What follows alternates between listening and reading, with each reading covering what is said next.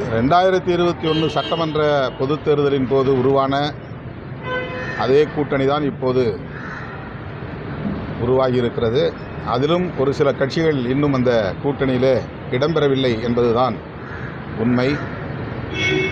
அதிமுக, பாஜக தலைமையிலான அந்த கூட்டணியில் ஏற்கனவே இடம்பெற்ற கட்சிகள், குறிப்பாக தேமுதிக இடம்பெறாத நிலையில் அது முழுமையடையாத ஒரு கூட்டணி தான்.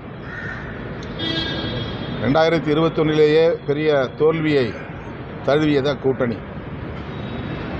அதே நிலைதான் தற்போதும் தமிழகத்தில் நிலவுகிறது. எனவே அது எந்த மாற்றத்தையும் ஏற்படுத்திவிடப் போவதில்லை. அதிமுக தலைமையிலான கூட்டணி என்று சொல்வதற்கு பதிலாக இப்போது தேசிய ஜனநாயக கூட்டணி என்று சொல்லுகிற அளவுக்கு அதிமுக பலவீனமடைந்திருக்கிறது. திமுக இந்தியா கூட்டணியில் இடம்பெற்றாலும் கூட தமிழ்நாட்டில் உள்ள திமுக தலைமையிலான கூட்டணியை திமுக கூட்டணி அல்லது மதசார்பற்ற முற்போக்கு கூட்டணி என்றுதான் எல்லோரும் அழைக்கிறோம். ஆனால் அதிமுக தேசிய ஜனநாயக கூட்டணியில் இடம்பெற்றிருந்தாலும் தமிழ்நாட்டில் அதை அதிமுக கூட்டணி என்று தான் அழைத்திருக்க வேண்டும். ஜெயலலிதா அம்மையார் இருந்திருந்தால் அப்படித்தான் பாஜகவினரே சொல்லியிருப்பார்கள்.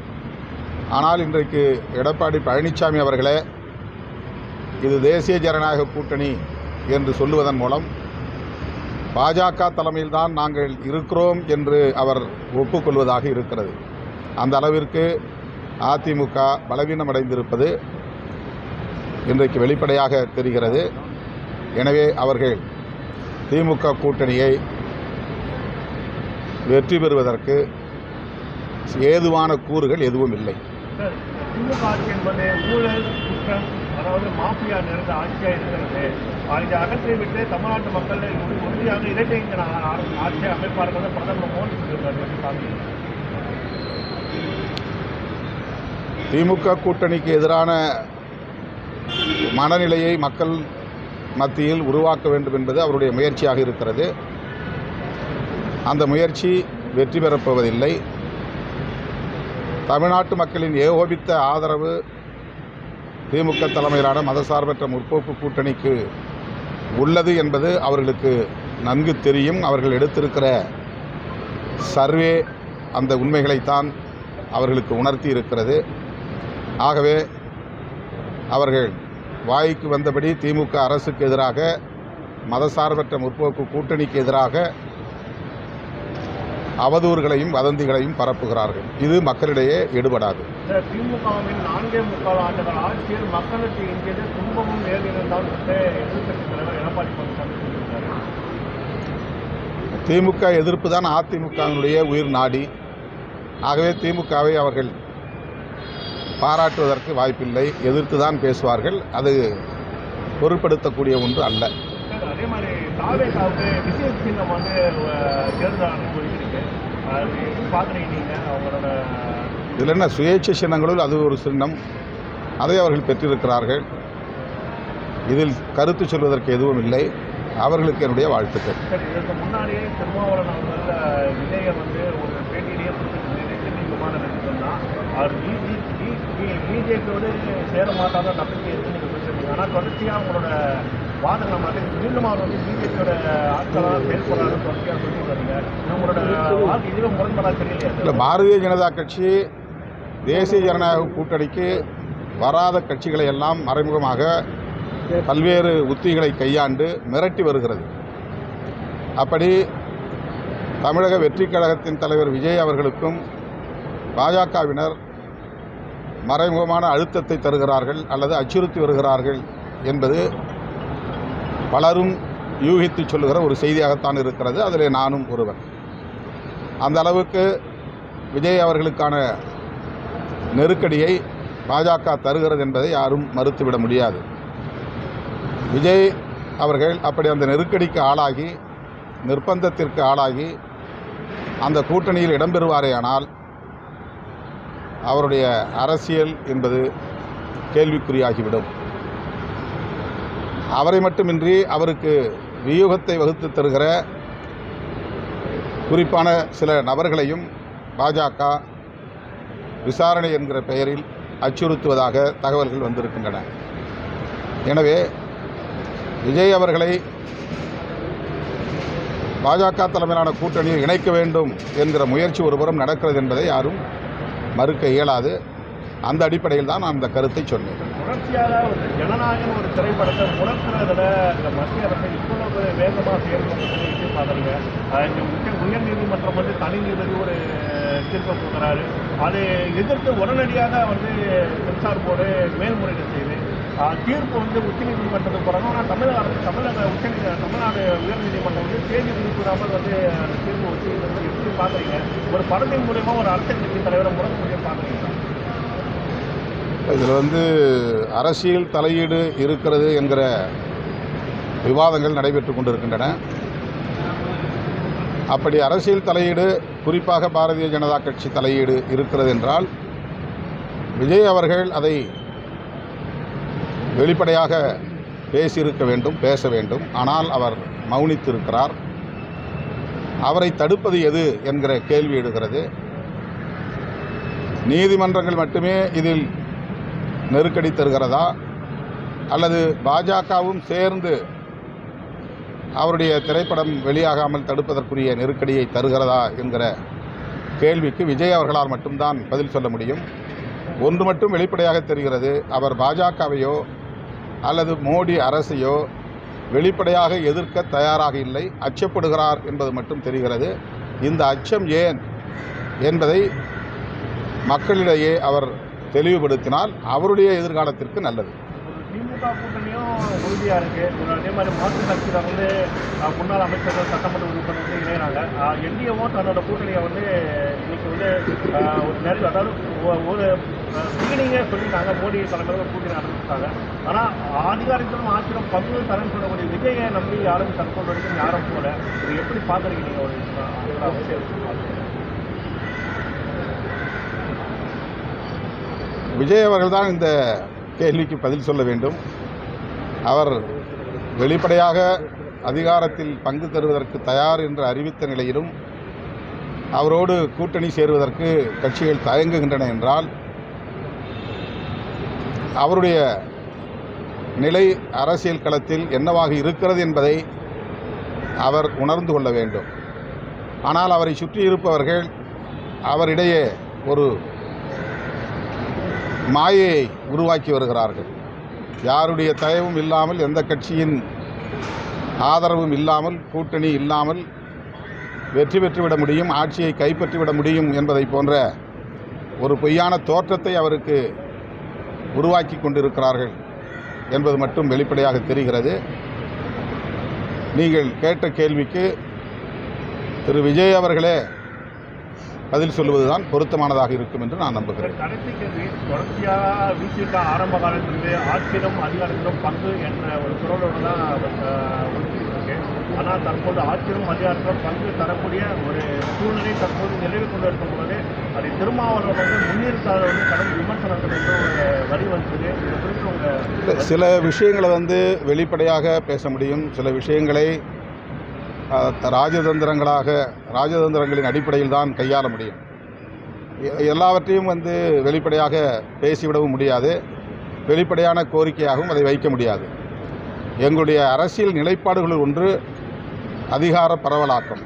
கூட்டணியில் இடம்பெறக்கூடிய கட்சிகளுக்கு அதிகாரத்தை பகிர்ந்தளிக்க வேண்டும் என்பது எங்களுடைய அரசியல் நிலைப்பாடு. அதில் நாங்கள் உறுதியாக இருக்கிறோம். அதை எப்படி சாதிக்க வேண்டும் என்பது அரசியல் உத்திகளை பொறுத்து அமையக்கூடியது. அதையெல்லாம் நாம் வெளிப்படையாக ஒரு கோரிக்கையாக பகிரங்கமாக பேசிக்கொண்டிருக்க முடியாது. எனவே இந்த தருணம் அல்லது இந்த சூழல் அதற்கு ஏதுவாக இல்லை என்பதுதான் எங்களுடைய நம்பிக்கை. விசிக அதிக தொகுதிகள் வந்து திமுக கூட்டணியில் சேர்க்கதான் போடப்படுகிறது. அதை நீங்கள் கேட்கக்கூடிய தொகுதிகள் அவர்கள் கொடுக்காத பட்சத்தில் திருமாவளவன் அரசுடைய இல்லை, இது வந்து யூகமான கேள்வி. இது மறுபடியும் நான் சொல்கிறேன், இது வந்து பேச்சுவார்த்தையில் தான் நாங்கள் முடிவு செய்வோம். எவ்வளவு இடங்கள் கேட்போங்கிறதும், எத்தனை இடங்களை எங்களால் பெற முடியும் என்பதும் அந்த நெகோசியேஷன் எங்களுக்கு இடையிலே நடைபெறுகிற பேச்சுவார்த்தையில் தான் முடிவு செய்ய முடியும். இதை முன்கூட்டியே நாங்கள் யூகமாக சொல்ல முடியாது. அந்த பேச்சுவார்த்தை எப்போ சார் ஸ்டார்ட் பண்ணுவீங்க? அது முறைப்படி எப்போது அழைக்கிறார்களோ அப்போது நாங்கள் போய் பேசுவோம். காங்கிரஸ் வந்து பார்த்தீங்கன்னா சமீபத்தில் தமிழ்நாடு உறுப்பினர் நாடாளுமன்ற உறுப்பினர் ஆலோசனை பண்ணாங்க. யாரு? காங்கிரஸ் ஆ. தலைமை ஆலோசனை பண்ணாங்க. அதில் வந்து பார்த்தீங்கன்னா ஆலோசனை வந்து தற்போது வரை அவர்கள் வந்து எந்த ஒரு நிலைப்பாடும் அறிவிக்காமல் ராகுல் காந்தி வந்து தொடர்ச்சியாக வந்து விஜய்க்கு ஆதரவாக பதிவிடுவதும் இங்கே இருக்கக்கூடிய பராசக்தி அந்த படக்குழுவில் வந்து மோடியோட நிகழ்ச்சியில் கலந்துக்கிறதும் கூட்டணியில் வந்து தற்போது ஒரு விரிசல் இருக்கிற மாதிரி பார்க்குது. ஏன்னா பராசக்தி வந்து தொடர்ச்சியாக வந்து காங்கிரஸுக்கு எதிரான மரம்னு கூறக்கூடிய மாநில தவிர வந்து கொடுக்கக்கூடிய நிலையில் இது எப்படி பார்க்குறீங்க? காங்கிரஸ் வந்து திமுக கூட்டணி இடம்பெற்றிருக்கிறது, திமுக இந்தியா கூட்டணி இடம்பெற்றிருக்கிறது. ஒன்றுக்குள் ஒன்று நல்ல வலுவான இணைப்பு பிணைப்பு உள்ளது. இதை சீர்குலைப்பதற்கு பல சக்திகள் முயற்சிக்கின்றன. ஒரு சிலர் காங்கிரஸுக்குள்ளேயும் இருந்து அந்த கருத்துக்கு தூபமிட்டு கொண்டிருக்கிறார்கள். இவை அனைத்துக்கும் முற்றுப்புள்ளி வைக்கக்கூடிய வகையில் எல்லோரையும் அழைத்து அறிவுறுத்தி அனுப்பியிருக்கிறார் திரு ராகுல் காந்தி அவர்கள். கூட்டணி தொடர்பாக தலைமை முடிவு செய்யும், தமிழ்நாட்டில் யாரும் இது குறித்து வாய் திறக்கக்கூடாது என்று கெடுபிடியாக அறிவுறுத்தி அனுப்பியிருக்கிறார்கள்.